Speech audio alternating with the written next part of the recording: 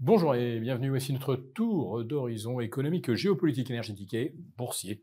Nous sommes le mardi 5 août et pour comprendre comment tourne une planète finance secouée presque tous les jours par les avertissements de Donald Trump, c'est sur la bourse au quotidien et nulle part ailleurs. Et la thématique du jour, ce sera les BRICS préparent leur riposte. Oui, j'évoquais donc ces communiqués presque quotidiens de Donald Trump via son canal Truth Social ou via des journalistes convoqués pour l'occasion chaque fois qu'il se déplace. Et là, eh ben, on comprend que Trump a l'Inde dans le collimateur.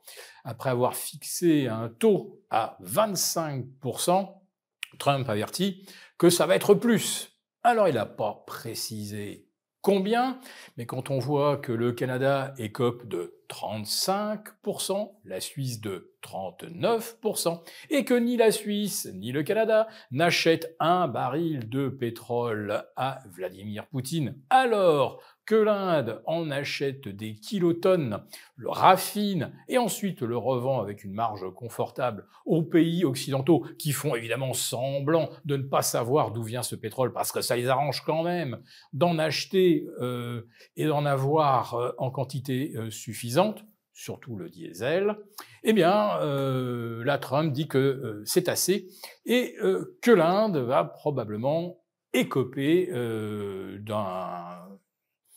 d'un renforcement des tarifs douaniers. On peut imaginer que ce serait peut-être 40%.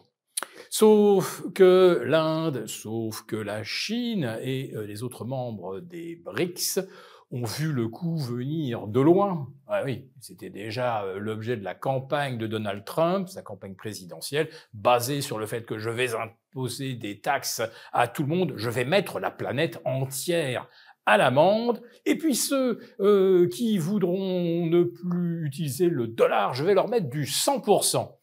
Bon, vous imaginez que c'est pas tombé dans l'oreille de sourds, notamment à Pékin, à Delhi ou également à Sao Paulo, puisque, vous le savez, le Brésil est frappé de droits de douane de 50%.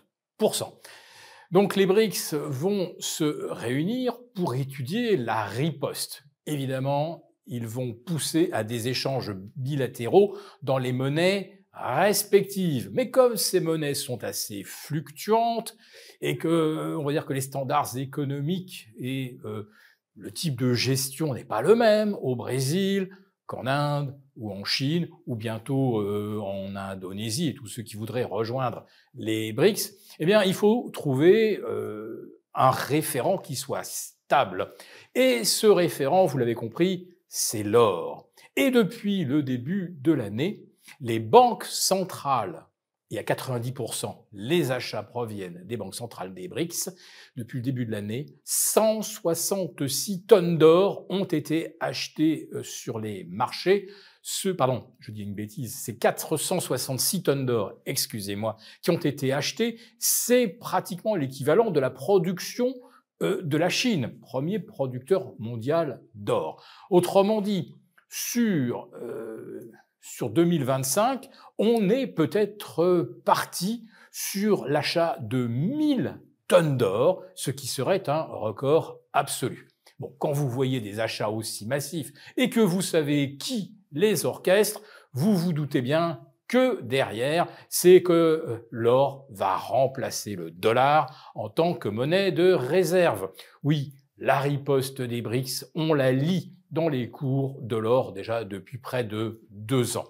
Donc, on va certainement avoir une nouvelle montée au créneau de Trump en découvrant que le commerce bilatéral va se faire dans des devises autres que le dollar. Va-t-il encore remonter les droits de douane? Ce serait littéralement couler le commerce international, provoquer une récession planétaire, et ça continuerait d'ailleurs de faire monter l'or, dont les États-Unis se vantent de détenir, je ne sais plus combien, 13 000 tonnes, mais en fait, on n'a jamais vérifié si c'était vrai.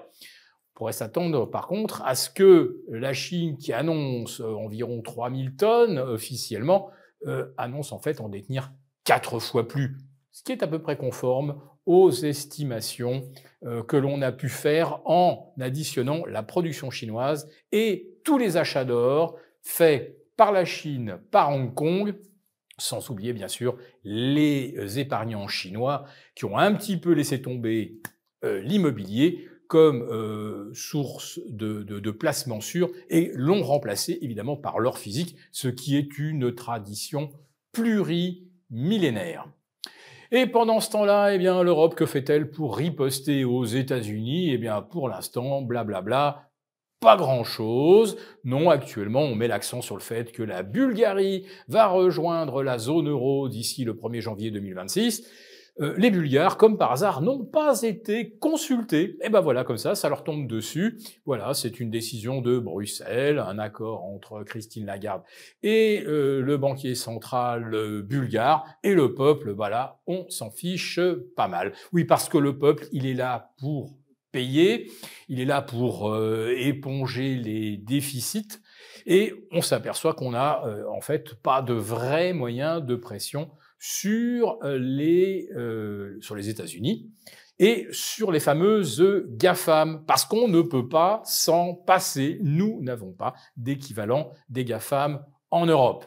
Alors bien sûr, quand vous voyez ce que les GAFAM réalisent comme chiffre d'affaires en Europe, eh bien vous comprenez qu'en fait, les États-Unis, il n'y a pas de vrai déséquilibre commercial entre l'Europe et les États-Unis, et que le fait de dire il y a X% d'exportation allemande de plus que ce que les Allemands importent, c'est un pur élément de langage qui va d'ailleurs être en plus de ça compensé par le fait que l'Allemagne va importer énormément de GNL, c'est-à-dire le combustible qui a la pire trace carbone sur la planète. Et bien sûr, l'Allemagne et Olaf Scholz continuent de parler de décarbonation, alors qu'ils font exactement tout l'inverse de ce qu'il faudrait. D'ailleurs, faire toujours l'inverse de ce qu'il faudrait, on pourrait croire que c'est la marque de fabrique de l'Europe, alors que, croyez-moi, suivez ce que vont faire les BRICS pour riposter aux droits de douane américains, et à commencer d'ailleurs par une restriction des exportations de terres rares par la Chine vers les États-Unis, et vous verrez quel est réellement l'exemple à suivre.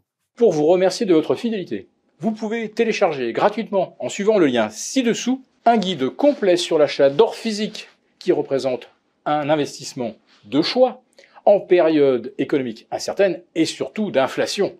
Merci et à bientôt. Merci beaucoup d'avoir regardé cette vidéo. N'hésitez pas à réagir dans les commentaires ou à liker et partager cette vidéo si le contenu vous a plu. Et pour ne rater aucune de nos prochaines émissions, vous pouvez vous abonner à notre chaîne et activer les notifications. Et pour plus de contenu, n'oubliez pas que le dernier rapport rédigé par nos experts est accessible en cliquant sur le lien de description. On se retrouve tout de suite dans les commentaires et je vous dis à très bientôt pour une prochaine vidéo.